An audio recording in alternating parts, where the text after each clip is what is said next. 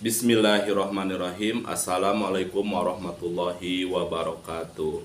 Halo sahabat literasi, perkenalkan nama saya Rudeni Alamsah. Saya adalah pendamping tantangan literasi Leksamdas 2024 dari SDN Ciherut 02. Saya akan mereview sebuah buku yang saya sudah baca, yang berjudul Generasi Peduli, ditulis oleh Lutfi Afianto dan diterbitkan oleh Bina Sarana Pustaka.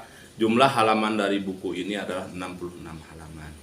Saya menggunakan teknik review buku AI, yaitu alasan, isi, dan hikmah. Yang pertama, alasan saya memilih buku ini yaitu saya tertarik ketika melihat judulnya. Wah, ternyata setelah saya baca dari buku ini sangat menarik sekali. Di era modern ini, di era yang sudah individualistik, buku ini memaparkan rasa peduli, orang-orang yang peduli, kemudian menjadi generasi peduli, sehingga kita dapat memupuk, menumbuhkan, dan menumbuh kembangkan rasa peduli di generasi muda. Yang kedua adalah isi dari buku ini, yaitu banyak sekali yang menarik.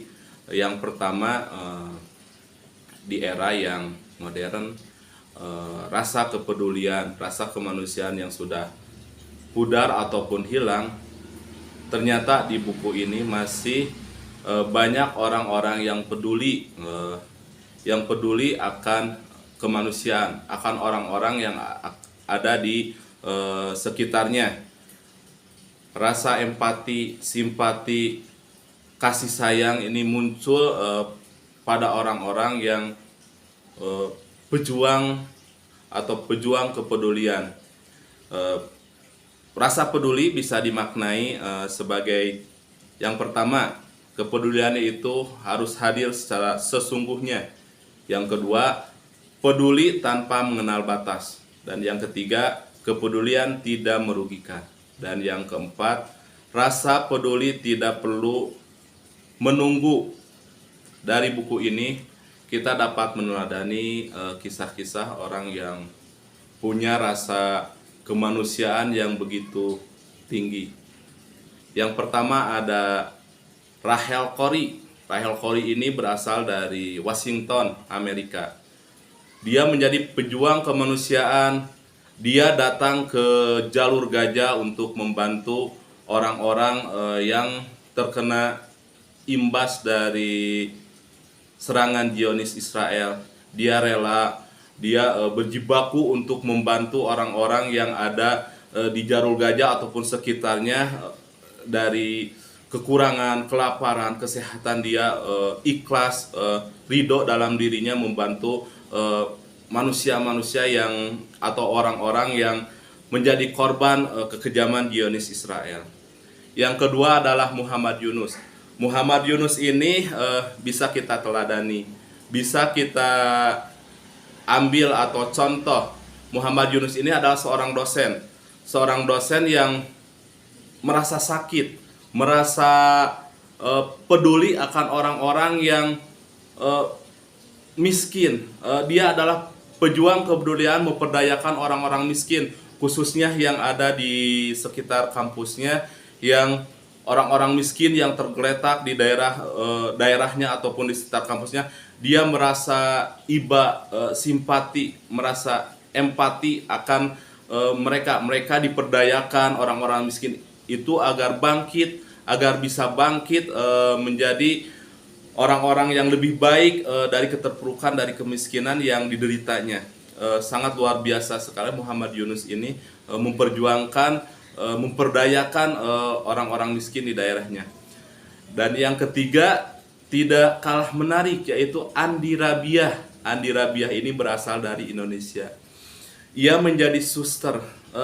Di sini suster bukan bertugas dari rumah sakit atau puskesmas, dia merawat dari satu ruangan ke ruangan lainnya. Dia adalah suster apung. Dia rela mengorbankan hari-harinya, dia rela mengorbankan waktunya menjadi suster apung dari satu pulau kecil ke pulau lainnya demi menyelamatkan orang-orang yang sakit, orang-orang yang membutuhkan, orang-orang yang sakit di daerah terpencil yang tidak terjamah oleh kesehatan dari pemerintah. Dia rela mengunjungi dari pulau terpencil ke pulau terpencilnya. Dia tidak takut akan badai, hujan angin, teriknya matahari. Dia Andi Rabiah ini pergi untuk mengunjungi, menyelamatkan ratusan bahkan ribuan nyawa yang ada di daerah-daerah terpencil dengan mengarungi, dengan mengapung-apung di air untuk menembus atau menuju daerah terpencil, pulau terpencil. Dia untuk menyelamatkan, untuk membantu orang-orang yang sakit, orang-orang yang membutuhkan pertolongan dari segi kesehatan. Dan yang keempat adalah ada Wanha Umar. Wanha Umar ini bisa dibilang si Umar Bakri di masa kini. Tidak perlu deretan gelar, tidak perlu gelar-gelar akademik yang mumpuni untuk menjadi manusia yang mengabdikan diri untuk pendidikan. Dia adalah lulusan dari SD Muhammadiyah Desa Talang Langsatan dari Muara Enim. Ketika di sekolah tersebut hanya ada satu guru dan kepala sekolah, dan merangkap menjadi kepala sekolah, dan dia dimohon oleh kepala sekolah tersebut untuk membantu mengajarkan membaca dan menulis di sekolah Muhammadiyah tersebut yang beratapkan jerami dan berlantaikan tanah. Di sana tidak terjamah pendidikannya oleh pemerintah, sehingga Wanha Umar ini bertekad untuk mencerdaskan kehidupan bangsa, membantu membaca menulis. Dia tidak perlu memiliki gelar yang seabreg. Dia rela demi kemanusiaan, demi mencerdaskan anak-anak yang ada di daerahnya. Selama 32 tahun dia mengabdikan diri di SD Muhammadiyah tersebut dengan ikhlas, dengan ridho, tanpa bayaran apapun. Dia rela mencerdaskan anak-anaknya di sana.